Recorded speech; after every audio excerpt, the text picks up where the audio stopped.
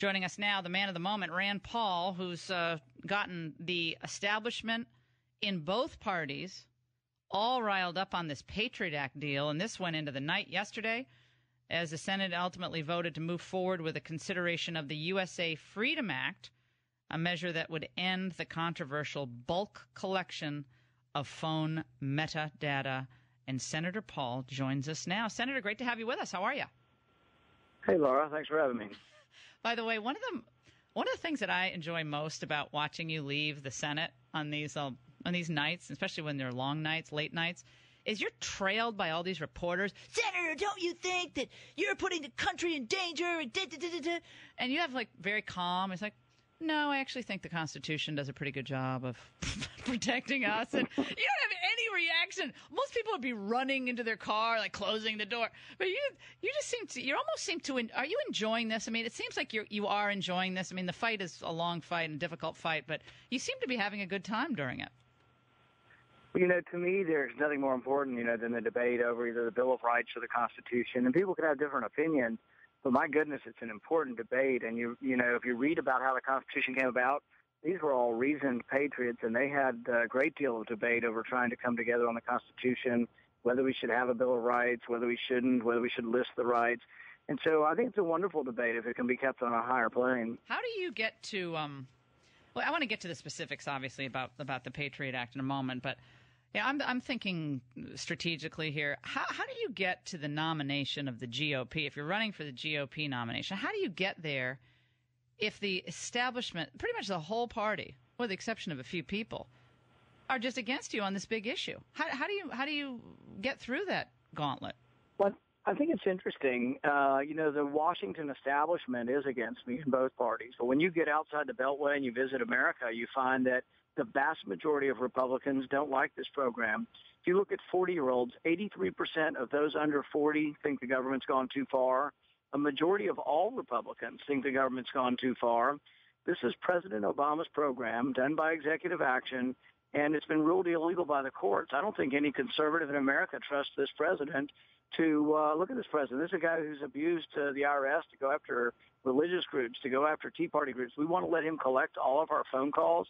I think most Republicans don't, and people inside the Beltway, they mistake this whole battle, and they're really out of touch like on so many other issues. Jeb Bush was asked about this yesterday on Face the Nation, and this is what he said. There's no evidence, not a shred of evidence, that the metadata program has violated anybody's civil liberties. The first duty of our national government is to protect the homeland, and this has been an effective tool, along with many others, and the PATRIOT Act ought to be reauthorized, as is.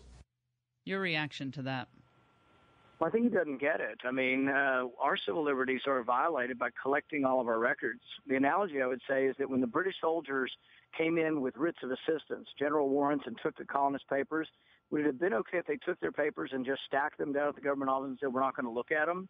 It's the act of taking your papers, which is unconstitutional and a violation of privacy and civil liberties. So taking the papers from us, and it sort of gets to this question. It's a technological or digital question. In the digital era, your papers used to be in your castle. Man or woman's home was a castle, was privileged. But now our records are in a cloud. Do we have any right to them? Do we have any right to privacy? And this is something the court really hasn't addressed yet. So that when they say this is a decided question, court really hasn't addressed that. And that's one reason I didn't want to go forward with this so-called reform, is I think it's going to moot the question. Right now, the court has said the government's collection of records is illegal, but I want to see the Supreme Court ultimately get to this. And I'm afraid once this new so-called reform passes, there'll be no Supreme Court case. Right, but I see what you're saying on that as a procedural matter. But you concede you're not able to stop the compromise legislation from going forward, Senator. No, and I think there are some small victories that will come from it. Maybe even significant victory. One significant victory is the president will no longer be able to use the government to store and collect all of our phone records. Now, the question is, are we replacing one form of storage for another? The NSA has portals, computers, and people who live at our phone companies. So what's going to happen is they're still going to collect it, but the government computers will be at the phone company, and it won't be sent to Utah, but they're still going to collect the data there. So is it a distinction without a difference? That's really going to be the question here. My other concern is when they search the phone records, they're still able to put the word corporation in instead of individual. So they may well still put the word Verizon or AT&T in, and that may still be a generalized search of records. And so I still am concerned that we haven't individualized the process. You said this, I think it was yesterday during the debate. Let's listen. People here in town think I'm making a huge mistake. Some of them, I think, secretly want there to be an attack on the United States so they can blame it on me. The thing is that there can be attacks even if we use the Constitution, but there have been attacks while collecting your bulk data. You think you might maybe be retired, you went a little far. You really think people want an attack? I mean, Senator, come on. Yeah, I think sometimes in the heat of battle, we stretch hyperbole to its limits, and I think that's a good example of it.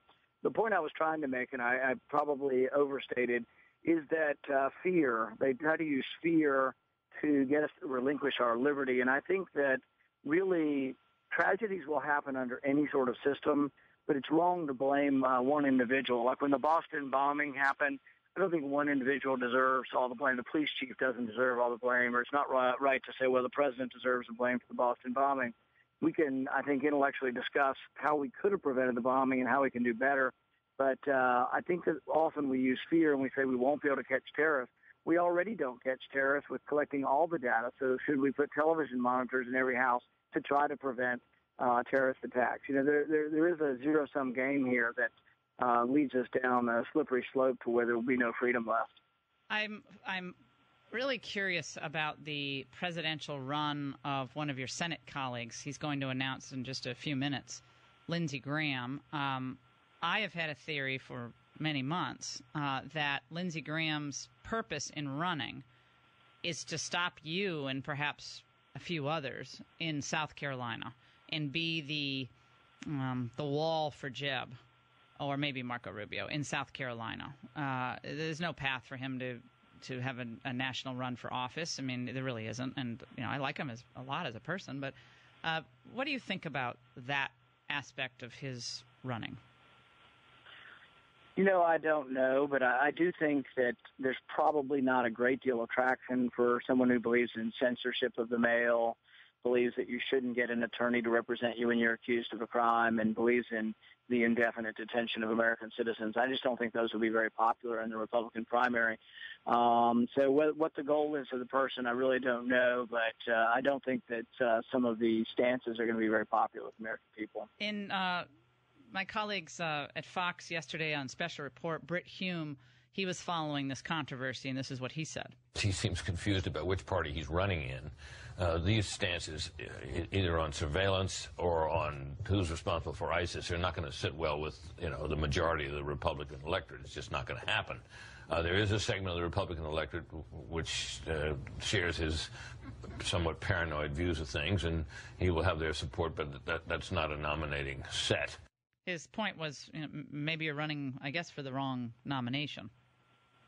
Yeah, I think a lot of Washington pundits don't get it. You know, if they get outside the beltway on occasion and go to the rest of America, they'd find out most Americans don't like this, the president illegally collecting their phone records. And I think you'll find that most Americans are upset about what the president did with the IRS, with religious liberty and with religious groups.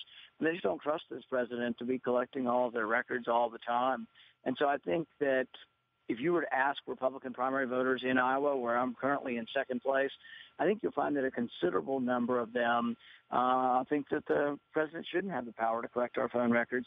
Inside the Beltway, it's a completely different world up here. These people are so caught up in themselves that they really, none of them have ever run for office. None of them have ever won office. They don't encounter voters, real voters. They encounter other people at cocktail parties in D.C., and I just don't think they're really in touch with the American voter very much. So I think what I'm doing is the right thing. I'll defend the Constitution, popular or not. Mm-hmm. But I also think as I travel the country, we're getting large crowds everywhere we go that are supportive. You know, Obama made a point, I don't have to play the soundbite, he made a point the other day that, well, some people are trying to benefit off this politically. I get your tweets and your emails about, you know, you're standing for the Constitution. So the argument is you're just doing this because, you know, you can be the man of the moment and eclipse all these other Republicans. But, you know, meanwhile, we have this lone wolf provision of the law that's going to expire that specifies that it doesn't apply to U.S. citizens. So that's the argument there. Well, the interesting thing is I've been fighting this since even before I was elected. In 2011, after I was elected, I held it up and tried to stop it in 2011. In 2011, the establishment allowed me to have 2 amendments, and I allowed it not to expire. This time I was allowed no amendments and will continue to be allowed no amendments.